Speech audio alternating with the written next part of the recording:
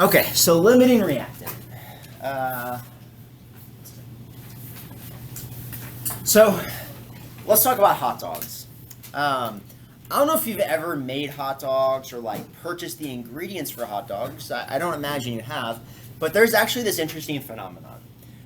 When you buy if you buy hot dog buns, and then you buy hot dogs, what have you noticed if you buy the two of them? If you've ever done that, Victor? There's never the same ratio. They're never the same ratio, right? Let's say, I don't know the numbers, let's say like the hot dog buns, they come in a package of 10, but then the hot dogs come in packages of 8.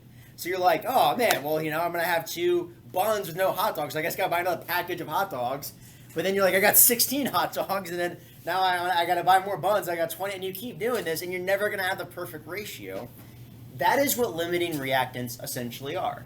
So if you look at our chemical reaction of hot dogs plus bun making hot dogs and buns, you will see that you will have a leftover hot dog or bun. I forget which one is going to be the one left over. It doesn't really matter though, but that's essentially limiting reactant. So in this example here, you'll hear it limiting reactant or reagent. Those are equivalents. Reactant, reagent, same idea. So the limiting reactant is the thing that limits the amount of your product. So in this case, our product, what we're trying to make is a hot dog, like a hot dog and a bun, right? So what is limiting us making the hot dogs here is the lack of buns. So that is why buns are my limiting reagent or limiting reactant, okay? And then the thing that you have extra of that you didn't use all of, that's called the excess reagent or excess reactant. So, I don't know why it's not working. So if we were to look at like a chemical reaction example, let's say we take, this would be the reaction of hydrogen gas, H2, plus oxygen gas, O2. And that ends up making H2O. So the question would be, well, what is the limiting reactant or reagent in this problem? Well, here's how this works, right? As we know, you have H2 plus, again, the O2, you make H2O. As you can see here, there is not enough, like these 2 hydrogens can go with that oxygen. These 2 hydrogens go with that oxygen. These 2 hydrogens go with that oxygen. But the issue is you're going to end up having 2 hydrogens that can't pair up with an oxygen. So the thing that is limiting us from making our product meaning H2O, is going to be the oxygens, right? There's not enough oxygens to pair up with those hydrogens. So oxygen would be limiting. And our excess is this right here. It's the hydrogen. Okay? So the basic idea, I think there's some common sense to it, right? It's just whatever is left over or whatever is going to prevent you from making, whatever runs out, that's a good way to put it. Whatever runs out first, that is the limiting reactant. So the thing that runs out first is the oxygen. Okay. Now then, what is chemistry without math, right? That's like kind of the concept of it. How do you do the math to solve some of these problems? The problems are going to look very similar to what we've seen before. I'm going to give you, sometimes like on the test, some of these will be balanced equations, but I always give you unbalanced equations just to get you in the practice of balancing it. So we got our reaction, magnesium plus oxygen gives you magnesium oxide. You've done this reaction before. Anybody remember what it was? Magnesium plus oxygen. You made magnesium oxide. I can even say plus Bunsen burner. What was it? The spark, yeah. Like that super like, somebody said it's like they saw heaven, They're like the bright light. Anyways, that's that reaction. So let's balance it. I got 2 oxygens in my reactant, so then I got double my magnesium oxide. But then now I have 2 magnesiums in my products, so then I need to double my Mg. So that would be balanced.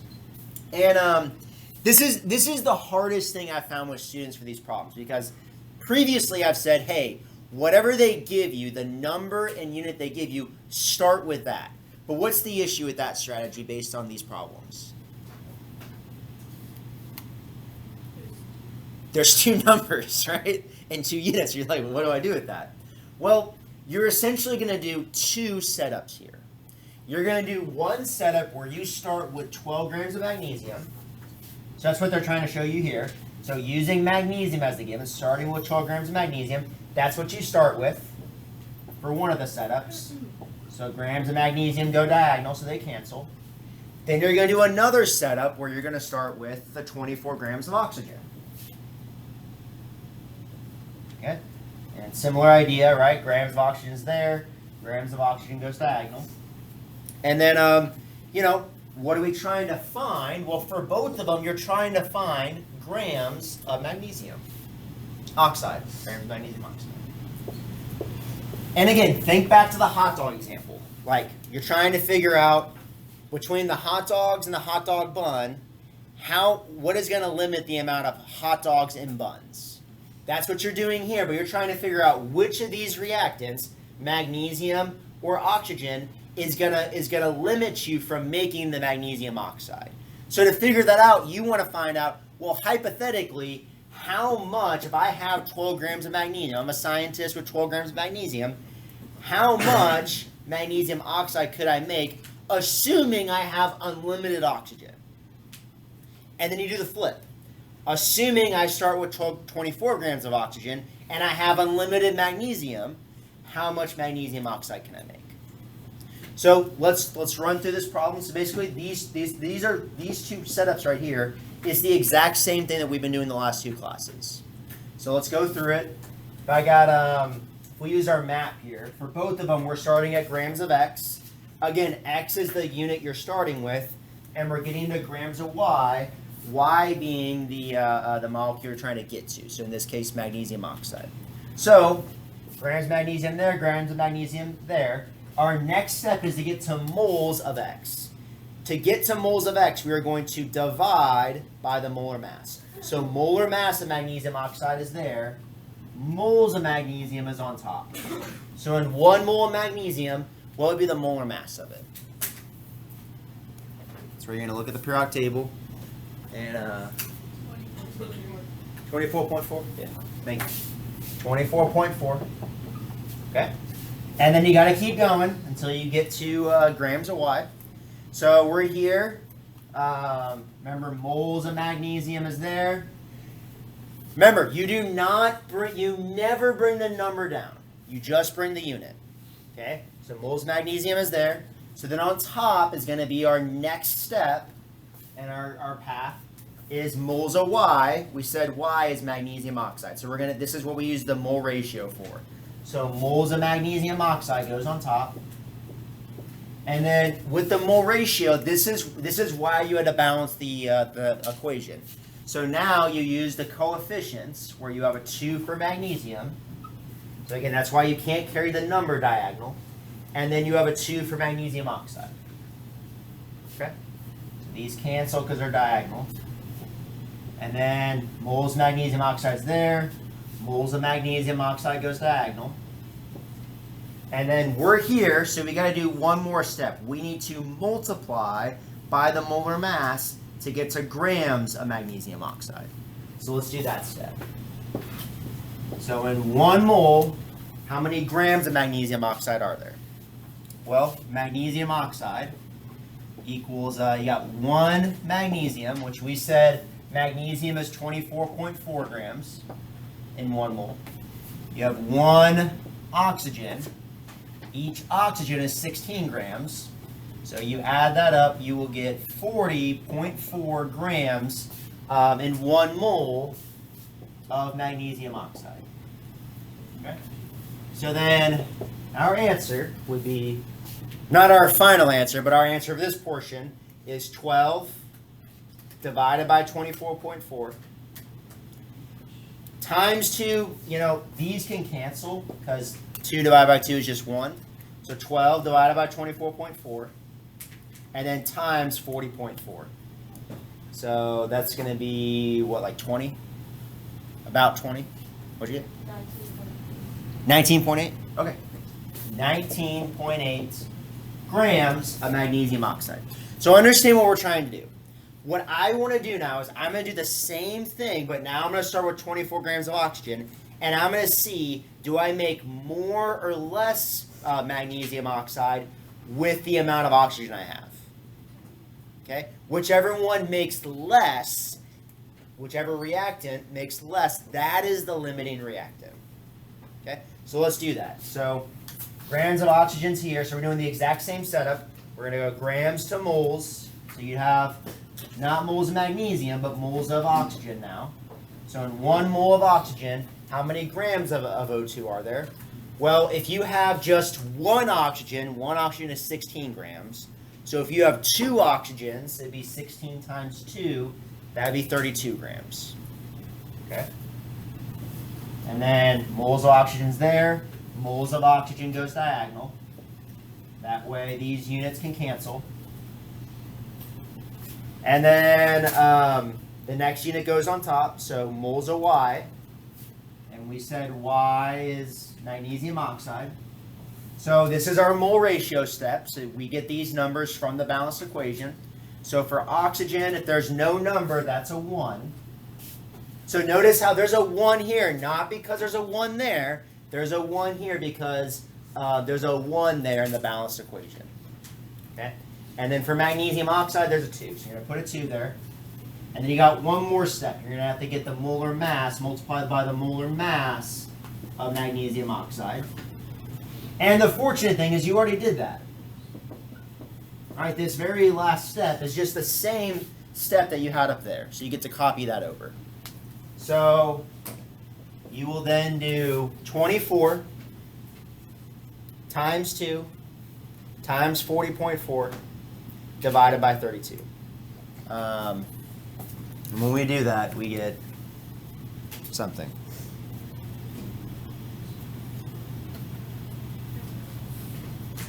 (24 divided by 32 times 2 times 40.4), and you get 60.6 grams. And you're like, cool. Like, what do I do with that? So what does this tell us? What do we do with this information? Any thoughts? Yeah, Dora.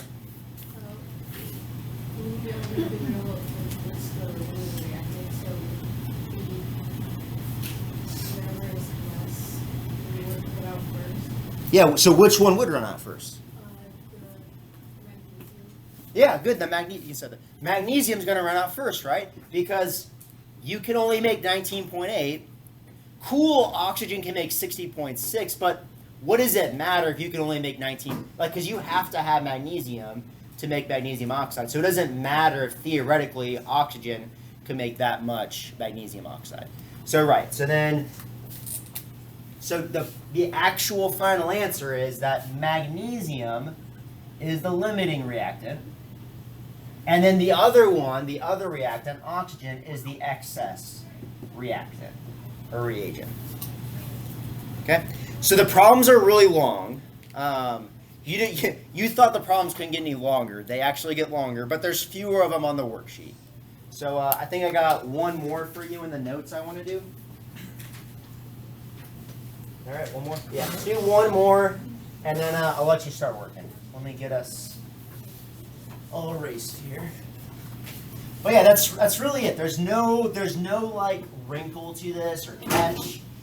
If you understood that last problem, that really is what it is, you know, for better or worse. All right, first step, let's balance our equation. So this equation is actually kind of tough because let's break it up. We got hydrogen, one hydrogen in our reactants, one chlorine, one calcium. Now I say it's kind of tough because you don't see carbonate in the products. So you actually have to break that up into carbon and oxygen.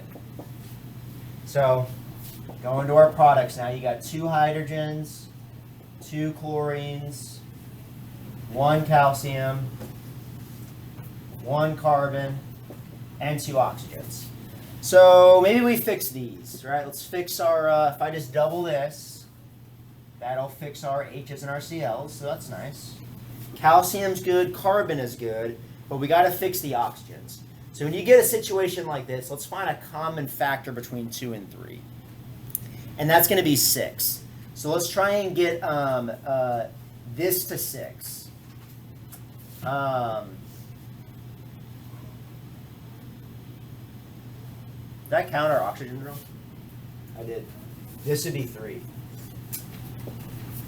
Because you got 1 oxygen there and 2 oxygens there, so that'd be 3. So actually, we should be good here. Ironically, this is not that hard of a problem. Yeah. Okay. Never mind. Sometimes you just get surprised like that, you know. All right. So again, what gets confusing with these problems is I give you 2 numbers, and so people are like, "Well, what do I do with those?" The 2 numbers I give you, those are always the reactants. So what you want to do is you do 2 setups and see which of the 2 reactants, the 43 grams of HCl or the 42 grams of calcium carbonate, which of these 2 reactants is going to make the most of your product. And here they're saying the product, they want you to figure out grams of a CO2. So which of these 2 reactants will make the least grams of carbon dioxide? Whichever one makes the least, that would be the limiting. Whichever makes the most, that would be the excess. So let's run through that setup here. So we have grams of HCl there. You're going to put grams of HCl on the bottom. So understand where you're at. You're here at grams of X. You got to get to grams of Y. So your next step here is you're going to divide by molar mass. Divide by molar mass to get to moles of HCl. Where in 1 mole of HCl, how many grams are there? Well, hydrogen has a molar mass of 1 gram. Chlorine is 35.5. So 35.5 plus 1 is 36.5. And then you got moles of HCl there. Moles of HCl goes diagonal. And again, you just bring the unit. You don't bring the number. So now we're here. So then our next step is to get to moles of Y. Y being CO2. So moles of CO2 goes on top. And then this is your mole ratio, right? You got moles on top of moles. You got moles on moles on moles. That's where you got to go to your balanced equation. So you see HCl's got a 2. So 2 goes there. And CO2, if you see no number, you assume that's a 1. Okay, so let's keep going. You got one more step. Moles of CO2 is there. So moles of CO2 goes diagonal. And then what goes on top, that's our next step in our process. So we got to get to grams of CO2. So we're going to multiply by the molar mass. So we're multiplying by the molar mass of CO2. Well, CO2, that is 1 carbon and 2 oxygens. Carbon's got a molar mass of 12 grams. Oxygen, there's 2 of them, so you got to multiply by 2. Oxygen's got a molar mass of 16 grams. So 2 times 16 is 32. Plus 12 gives you 44 grams. So 44 grams, that would be the molar mass in 1 mole of CO2. Whenever you do molar mass, it's always in 1 mole. Even if there was a 2, a 3, a 4 here, that it still is a 1 there. Okay, again, you just copy the unit diagonal. Okay, so then, run the numbers. If you do 43 times 44 divided by 36.5 divided by 2, what would you get for your answer? You would get 25.95. 25.95 grams of CO2. So what we want to do is run the numbers. If you start with 42 grams of calcium carbonate and you have infinite HCl, how much CO2 could you make? And then compare those 2 numbers. So kind of repetitive. You're doing essentially the same setup, but now grams of calcium carbonate go on the bottom, and that's in 1 mole of calcium carbonate. So again, same setup, but now you're just swapping the reactants out. So to figure out the molar mass of calcium carbonate, this one's a little trickier. You have 1 calcium, 1 carbon, 3 oxygens. So calcium is 40, 41, 40.1. We'll say 40. We'll round that to 40. 40 grams plus carbon is 12 grams plus you got to multiply by 3 because there's 3 oxygens. Each oxygen is 16 grams. So 40 plus 12 is 52. 3 times 16 is 48. So 48 plus 52 is 100 grams. That's fun. So 100 grams goes on the bottom. And then now we gotta, so now we're here, we're at moles of X. Now we gotta get the mole ratio to get to moles of Y. Y being carbon dioxide. So moles of calcium carbonate go on the bottom so that those cancel. And then moles of Y, Y being CO2 goes on top. Where the numbers here come from your balanced equation. So in our balanced equation, you see no number there, so that means that's a 1. Again, there's a 1 here, not because there's a 1 there, but because there is a 1 there. And then for CO2, you see no number, so that's going to be a 1. All right, then one final step. The last step is you just copy this to there, doing the same final step. So in 1 mole of CO2, we found there was 44 grams of CO2. So then your answer would be 42. Your answer for this part would be 42 divided by 100 times 44. And when you do that, you would get 18.48. So what? What does that mean for us? What do we do with these two numbers? What would this tell us? That's the other tricky part. People can do this, but then they don't really know what they just did. They're like, I don't know, I just did some math stuff and got some numbers, but what do we do with these numbers? What is this telling us? Sure? Which was the limiting H and which was the excess? Okay, so then which one is going to limit us? The CaCO3. Yeah, good. The CaCO3, the calcium carbonate, because it makes the least amount of CO2, it runs out first. This right here is going to be our limiting. And then because HCl can make the most carbon dioxide, HCl is going to be our excess reactant or excess reagent. Okay? So again, I know the problems are long, but there's fewer of them. And I don't know. My hope is at this point, this is why I was telling you, like Ms. Hicks says, this is like the easiest unit because it's really the same. It's just doing this again. It's just the same thing. You just add a little bit more. You just kind of apply it in a slightly different way.